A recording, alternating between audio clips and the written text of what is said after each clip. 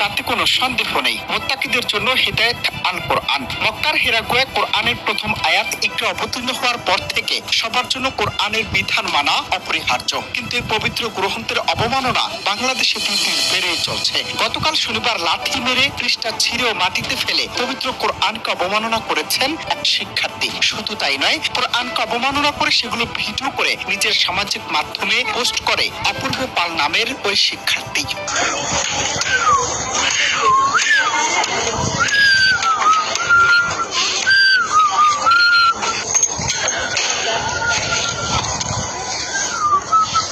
Why are you touching me? Why are you doing this? Give me the thing. The thing is mine. Why are you doing this? The thing is mine, not yours.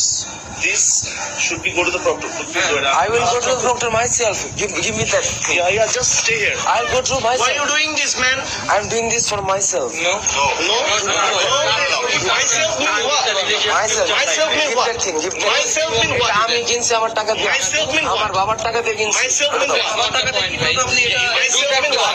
এ সময় পরিস্থিতি উত্তপ্ত হয়ে উঠলে ক্যাম্পাসের নিরাপত্তা কর্মীরা দ্রুত ঘটনাস্থলে পৌঁছে যায়। তারা অপূর্ব পালকে সেখান থেকে সরিয়ে নিয়ে যায় এবং পরিস্থিতি নিয়ন্ত্রণে আনে। তবে ঘটনাস্থলে উপস্থিত শিক্ষার্থীরা স্পষ্ট জানিয়ে দিয়েছেন, কোরআনের মতো পবিত্র গ্রন্থের প্রতি এই ধরনের অবমাননা কোনোভাবেই সহ্য করা হবে না। ন্যাক্কারজনক এই ঘটনা দেশের নামকরা বেসরকারি বিশ্ববিদ্যালয় নর্থ সাউথের।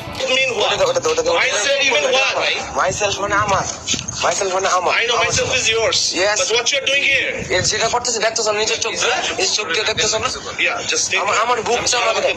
আমার বুকটা আমাকে দাও। Don't touch me. Don't touch me. Don't touch me. You don't know who I am. You don't know who I am. Calm down. I'm Muhammad. To create a scene. No one knows who you are.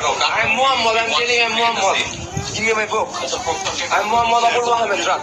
এরপর বিষয়টি সামাজিক যোগাযোগ মাধ্যমে ছড়িয়ে পড়তে আর দেরি হয়নি। শনিবার দুপুরে অপূর্ব পালের ফেসবুক অ্যাকাউন্ট থেকে কোরআন অবমাননার কিছু ভিডিও পোস্ট করা হয়। মুহূর্তের মধ্যেই তা ভাইরাল হয়ে যায়। ফেসবুক ও অন্যান্য প্ল্যাটফর্মে দেশ জুড়ে ক্ষোভ ছড়িয়ে পড়ে। হাজারো মানুষ মন্তব্য করতে থাকে অভিযুক্ত দৃষ্টান্তমূলক শাস্তি দাবি করে।